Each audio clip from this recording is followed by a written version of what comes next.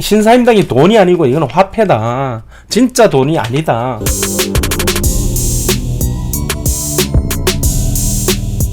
뭐? 그러면 화폐.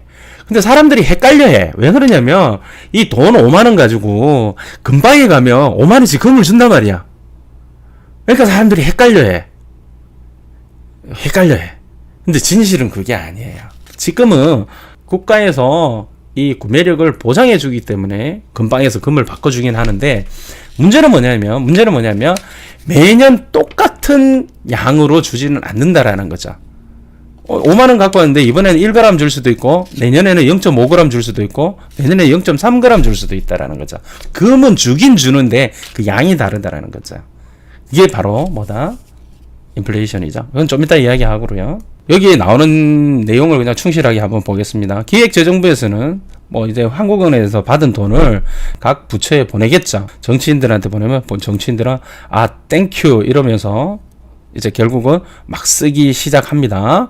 뭐 공사하는 데도 쓰고, 지하철 만드는 데도 쓰고, 경전철 만드는 데도 쓰고, 공항 만드는 데도 쓰고, 고속도로 만드는 데도 쓰고, 그 다음에 사회 프로그램, 재난지원금, 어른이라서 주고, 애라서 주고, 애 셋 낳았다고 주고, 뭐 이렇게도 주고 저렇게도 주고 막 다 주는 거죠. 예. 처음으로 돌아가세요. 결국은 이 종이 화폐를 벌기 위해서 그야말로 열라 삽질을 합니다. 우리가 이렇게 삽질을 해서 통장에 또는 대지저금통에 피와 땀 눈물을 흘려서 담게 되죠. 여러분들이 아셔야 될 게 있어요. 우리가 삽질해서 한 달에 200만원, 300만원 또는 500만원, 1000만원, 그 뭐 사람의 능력에 따라 사실은 다르겠지만, 자, 지금부터 본론이 될 수가 있습니다. 자, 제가 여러분들이 삽질을 열심히 해서 돈을 벌어서 그 돈을 가지고 은행에다가 돈을 맡깁니다. 자, 당신이 은행에 예금할 때에 그것은 안전하게 은행 계좌에 보관하기 위한 것이 아니라 당신은 은행에 당신의 화폐를 빌려주는 거다. 이게 또 핵심이기도 한데요. 우리는 은행에 돈을 맡겨놓으면 은행에서 그 돈을 그냥 안전하게 보관한다고 생각하지만, 은행에서는 뭐 미치지 않는다면 그 짓을 할 필요 없죠. 결국은 뭐냐면 우리 예대 마진 그러고 뭐 하잖아. 내 돈을 주면 나한테는 이자를 조금 주고 그 돈을 이자 많이 주는 사람한테 다시 빌려줘서 그 중간 마진을 먹는 것이 은행이죠. 그 은행은 법에서 그렇게 할 수 있게끔 되어 있습니다. 당신한테 예금을 받아서 이 돈을 다시 빌려주는데요. 여기에서 바로 우리가 말하는 신용 화폐 시스템, 결국은 돈이 뻥튀기 되는 단계를 경험하게 됩니다. 자, 지급준비금이라고 그러는데요. 100만원을 예금받아서 100만원을 다 빌려줘 버리면 그 은행은 봉이 김선달 은행이죠. 그거는 말이 안 되니까 어느 정도 남겨둡니다. 그 남겨두는 비율을 지급준비, 언제든지 돈을 상환해 달라고 하는 사람이 오면 내어줄 돈을 준비를 해주는 게 10%인데요. 보통 100불이라고 되어 있는데요. 100만원이라고 하겠습니다. 그냥. 자, 100만원을 당신이 은행에 예금하면 은행은 당신에게 이야기하지 않고 10% 지급준비율 10%만 남겨두고요. 90만원을 다른 사람한테 대출을 해줍니다. 여기까지는 여러분들도 알죠? 너무나 자연스럽죠. 지급준비율 10% 그러니까 100만원 중에서 10만원만 보관하고 있고 나머지 90만원은 대출을 해주게 되죠. 당신의 돈 100만원 중에 90만원을 갖다가 다른 사람한테 빌려주더라도 뭐 당연히 뭐 그럴 수도 있겠다 생각을 하죠. 그런데 이게 여기서 끝내는 게 아니라 문제는 뭐냐면 90만원을 다른 사람한테 빌려주는 순간 컴퓨터상에 총액이 190만원의 돈이 존재하게 되는 겁니다. 즉 무슨 얘기냐면 내가 삽질을 해서 100만원을 벌었는데 그 100만원을 번 걸 은행에 예금을 했더니만 은행에서 10만원만 남겨두고 90만원은 다른 사람한테 빌려줬어요. 그러니까 내가 은행에 내 통장에 찍힌 거 100만원, 그 다음에 90만원을 다른 사람한테 빌려줬으니까 그 사람 통장에 90만원이라고 찍히게 될 거 아닙니까? 그러면 원래는 100만원 밖에 없었는데 내 통장에 계좌에 있는 100만원, 그 사람 통장에 있는 계좌에 90만원 해서 실제적으로는 어떻게? 190만원이라는 게 이 세상에 존재하게 되는 거죠. 100만원에서. 자, 근데 이게 다시 그 사람이 90만원을 가지고 이제 차를 산다든가 집을 산다든가 사게 되잖아요. 그러면 그 판매자한테 돈을 지불하겠죠. 지불하면 또 그 사람은 은행에다가 또 맡기게 되겠죠. 왜냐하면 우리는 은행 거래를 계속 하니까 이제 집에 현금으로 보관하는 사람은 없거든요. 그러면 은행에다 또 넣게 되면 은행에 90만원에 90%인 81만원을 다른 사람한테 또 빌려줄 수 있죠. 이딴 식으로 해서 계속적으로 파생이 됩니다. 돈이 뻥튀기 100만 원 가지고만 이야기를 해서 그렇죠. 쭉쭉쭉쭉쭉 계속 늘어나게 되면 100만 원이 1000만 원 될 때까지도 계속적으로 반복하게 되는 거죠. 이게 계속 반복이 되면 돈이 엄청나게 늘어나게 되는 거죠. 불어나는 걸 갖다가 화면을 잠시 보겠습니다. 보는 게 재밌죠. Loaning the bank your currency, and within certain legal limits they can do with it pretty much anything they please.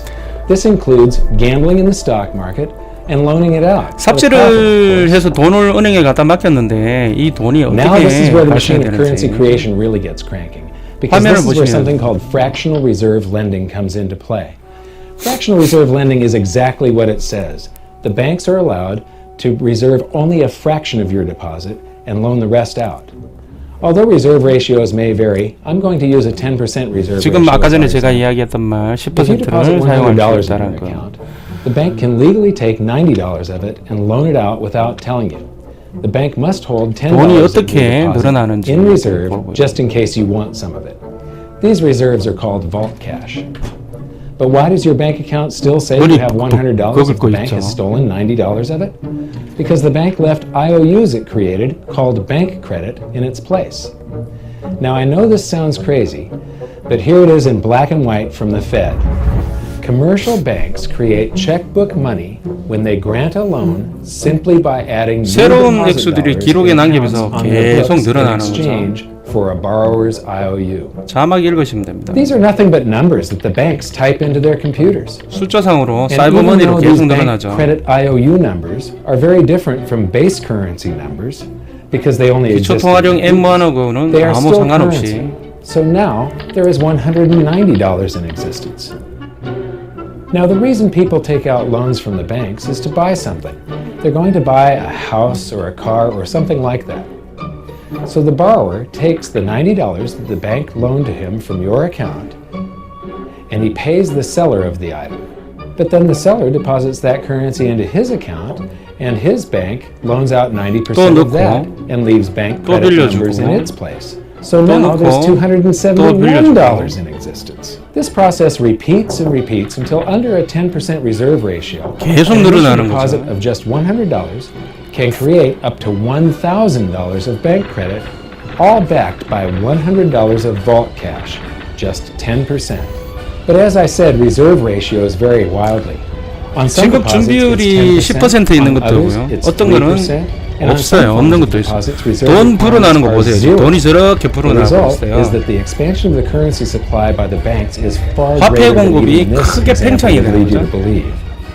So once again, when currency is deposited in the banks get to lend 화폐가 it 은행에 out. 입금되면 And then it gets 대출되고 또 redeposited 뻥튀기 and 되고 relent. 대출되고 또 Redeposited 뻥튀기 and 되고 relent. 대출되고 또 뻥튀기 Redeposited 되고 and 대출되면 relent 또 뻥튀기 over 되고 and over again, creating bank credit. 이 all 시중에는 over. 돈이 엄청나게 많이 This is 풀리는 where the 거죠. vast majority of our currency supply comes from.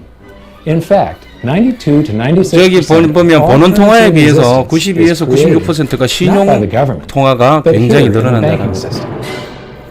Now, massive amounts of currency spewing into society 돈 may at 불어 first 터지는 거 sound like 보세요. a fun idea. 자, 이거 굉장히 That is, 중요하거든요. until you 돈이 remember 이렇게 one of the 시중에 most 풀려요. important hidden secrets of 시중에 money from 풀리는데 episode one, that the prices of 그러면 other 어떻게 goods and 된다? services act as a sponge on 프라이스 expanding 가격, currency supply. 가격이 저렇게 The more 돈이 currency we 통화량이 have, the more 늘어남에 prices 따라서 rise. 실물 자산의 This is where 가격은 프라이스 inflation 가격은 comes from. 높아질 밖에 The true 수밖에 definition 없다라는 of 거죠. inflation 자, is an 여기 expansion. 보면 인플레이션의 옳은 정의는 뭐다? 화폐 공급이 팽창이다. 이게 내 누누이 이야기했던 거죠, 이거.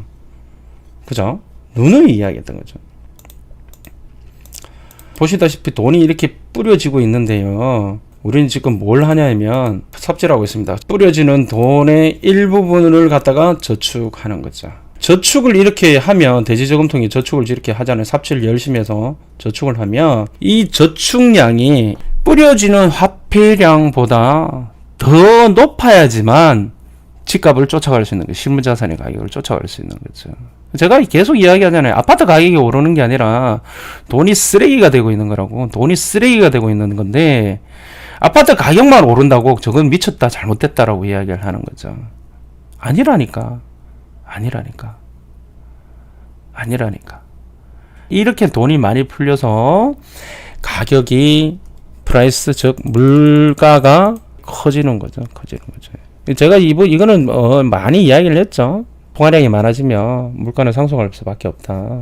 이게 인플레이션이 오는 과정인데요. 그래서 사람들은 신사임당이 돈이라고 생각하는데 이게 돈이 아니라니까. 결국은 어떻게 돼? 실물자산 가격이 올라갈 수밖에 없고, 실물자산 가격 중에서 의식주에 대별되는 우리가 선호하는 아파트 가격은 계속 올라갈 수밖에 없고, 그러니까 내가 삽질을 해서 저 아파트 가격을 따라잡으려면 이 삽이 졸라 커져야 됩니다. 내가 능력을 발휘해가지고 남들이 따지 못하는, 또는 남들이 들어갈 수 없는, 또는 남들이 생각하지 못한 아이디어를 내놔서 한 삽을 뜰 때 엄청나게 큰 삽이 떠질 수 있도록 노력을 하던가, 아니면 내가 이 자본주의 국가에서 신용화폐 시스템을 이용을 해서 자산을 불려야 된다는 거예요.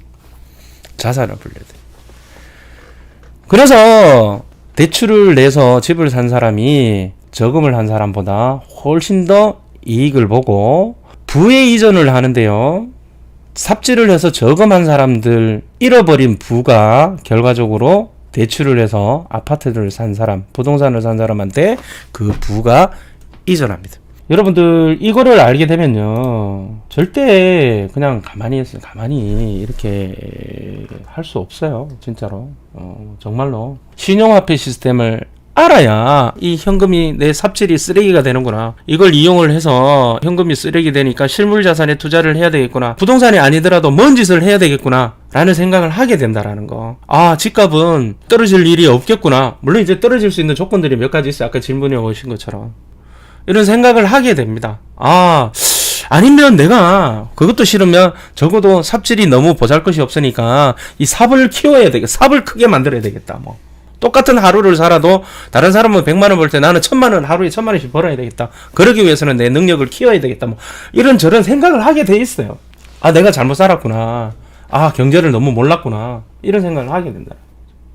오늘은 기초 경제 이야기를 하고 있어요. 신용화폐 시스템인데, 다른 이야기들은 아파트 말고 상가 사도 됩니까? 뭐 이런 게 또 그 얘기는 또 할 얘기가 많이 있어요. 이야기가 있는데 다음에 또 시간 되면 하기로 하고요. 여러분들 신용화폐 시스템 정확하게 알아야 돼요. 신사임당이 돈이 아니고 이건 화폐다. 진짜 돈이 아니다. 그리고 화폐는 모든 게 구매력, 그 구매력이 중요하다.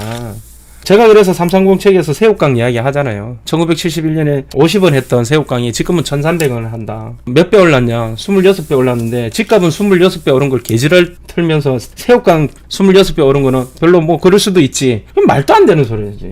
그러니까 여러분들은 아파트를 사는 게 아니고요, 인플레이션에 대한 헤징, 다른 말로 인플레이션에 베팅하는 거예요. 여러분들은 스마트하게 움직이셔야 돼요.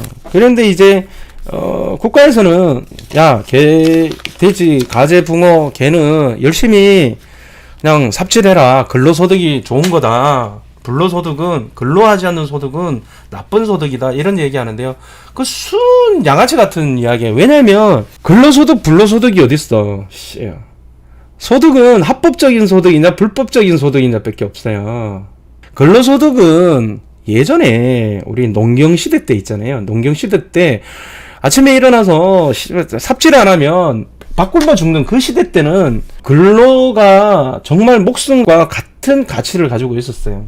근데 지금은 웬만한 거는 전부 다 기계가 다 하는 시대에, 또 막말로 근로소득이 굉장히 중요한 거라면 나오나 김건모는 얘네들 다 축창으로 다 찔려 죽여야 돼. 걔네들은 노래 몇 곡 만들어 놓고 평생을 떵떵거리고 살잖아. 금수저, 저 새끼는 아버지 잘 만나서 엄마 잘 만나서 저 새끼는 어릴 때부터 완전히 금수저다. 그것도 말도 안 되는 게, 그런 식으로 따지면 손혜진이나 뭐 원빈이나 또는 장동건이나 이런 새끼 다 죽창으로 다 찔러 죽여야 돼. 왜? 걔네들은 부모 잘 만나서 얼굴 잘생기고 이쁘게 해서 나왔잖아. 현빈, 그래, 다 죽여야지. 돈 많이 번 아버지 밑에 불로소득 새끼들 다 죽여야 되면 아버지 엄마 잘 만나서 얼굴 이쁜 것들 이거 다 없애야 되잖아. 이거 말 같은 소리를 해야지. 걔네들은 왜 그러면 맞지? 진짜 이 말 같은 소리를 해야지. 그래서 여러분들은 이런 말도 안 되는 선동에 찍지 마시고 인플레이션에 투자. 제가 330 책에서도 나와 있지만 그 얘기를 했어요. 투자는 뭐다? 인플레이션 해칭이다. 여러분들은 투자를 뭐 죄 지은 것처럼 이렇게 되는데 아닙니다. 이거는 인플레이션의 해칭이고 이 신용화폐 시스템을 이해하는 순간 투자는 이거는 선택이 아니라 필수구나라는 그 생각입니다. 피해의식, 그래, 현빈한테, 장동건이한테 피해의식 좀 내가 있겠다는데, 뭐, 잘못된 거 있습니까? 좋지, 뭐. 자, 일단 오늘은 여기까지 하고요. 다음에 또 재밌는 얘기 하기로 하고, 질문 몇 개 받고, 마무리 하도록 하겠습니다.